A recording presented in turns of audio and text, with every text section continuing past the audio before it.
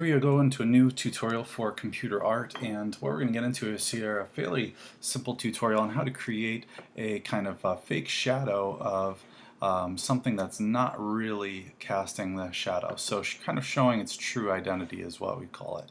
And another example I have going on here of my good old trusty Hyundai Sonata's shadow being a monster truck. So kind of taking on an alternate sort of personality, or really kind of unveiling another sort of deeper inner personality. So to look at some other examples here and get started in our own, you see kind of taking some kind of picture of something maybe puny or young, childish, or what have you, and then have its shadow actually be something kind of monstrous or a little more ferocious. So I'll go ahead and get started here with my own project, and first I'll kind of take this image that I looked up on a Google image search for a rooster. I'm going to go ahead and copy that and jump back to Photoshop. I'll start a new document and let's call it inches, and let's say pretty standard size I like to work at is 11 by 8, and a resolution of 72 should work for this. So we'll say create. I'm going to hit Command V to paste in my rooster picture. Let me scale it down just a little bit and jump into, hit return to keep my scaling, jump into my quick selection brush, and going to go ahead and click and hold and drag to get all of this rooster selected here.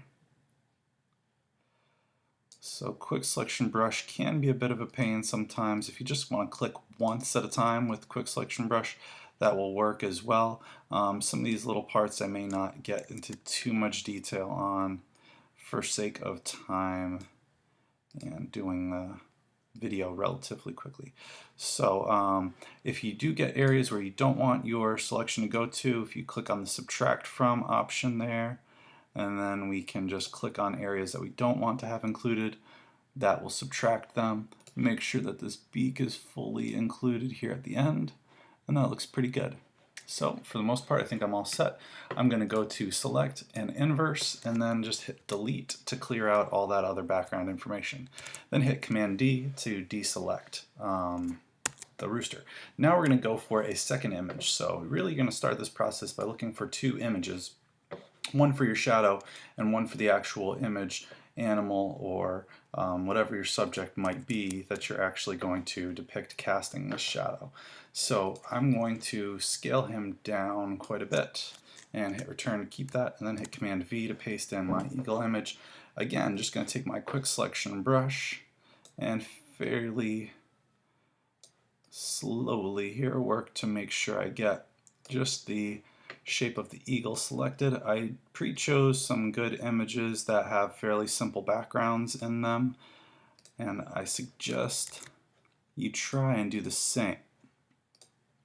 It'll only make things go a little bit smoother as you try and select images and kind of cut them out of their backgrounds. So trying to fine-tune this a little bit. Having a little tough time on the talons, so I'll probably have to zoom in just a tiny bit there. And I want to make sure that I really get the point of this beak as well. So I'm going to take my lasso actually and choose add to selection option here and click and drag and just kind of draw this shape here so that I make sure I get that kind of a hook shape with the lasso. And the lasso I can change to subtract from also. If you want to subtract things from a selection, you can subtract and add them with your lasso, as well as using your quick selection brush. So if you really want to get in all these shapes, actually I don't know that I'm going to need all these details because I think I'm actually going to end up changing the feet around to make them match the shadow of the rooster. So now that I have this kind of area selected, I'm going to actually just create a new layer first. And with this selection area selected, I'm going to click inside it to fill it black. Notice how I made that new layer so that when I turn this off, I still have this black silhouette here for the other image. Now the rooster wants to be on the top layer, so I'm going to move him up to the top. The shadow layer is right behind him here. And the other thing, the last thing I'll really need to bring in is an image for the background. So I'll go ahead, and I had already Google searched a barn wall kind of image that would work well for me here.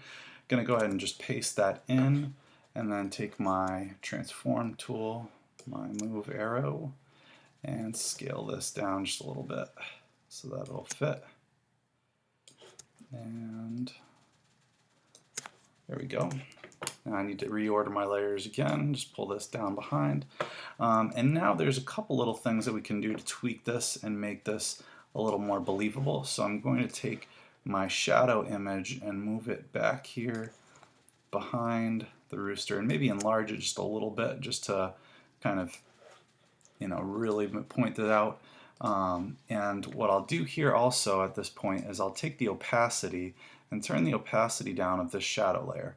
And that's really kind of going to make that appear to be a shadow in the background there. And maybe turn that down to like, 65% seems pretty good. Anything right around there. Cool. And so now what I might do is make some tweaks, because I want these legs to kind of look like they're believable as the rooster legs, so they're going to be like close together and not have all these talons here. So I'm actually just going to take my eraser and then click on my shadow layer. Actually, first what I'll do is I'll take my brush, and with your brush, make sure you have a pretty standard brush picked. One with a faded edge could work. And we're just painting black here on the shadow layer. I'm just going to fill in this area in between, and then I'm going to kind of draw a line that connects back to where my rooster actually is. So it looks like that shadow goes towards him. And then I'm just going to add in, or take out rather, with my eraser, I'm going to erase some bits of this shadow back here too, to make this a little more believable, so it looks like it's attached, actually being cast from his body there. Yeah, so I think that that's working out pretty good. May make, little additional tweaks, but for the most part that looks like just about what I was going for from this image. So we've got his shadow going here. Again, you may make some tweaks with your erasers, maybe fill in extra areas black with a brush. And notice, since I'm just painting black on a layer that the opacity is turned down on, it's going to also be see-through black that's working there. So hope you have some fun with creating your own true identity shadows, and get creative in your own projects.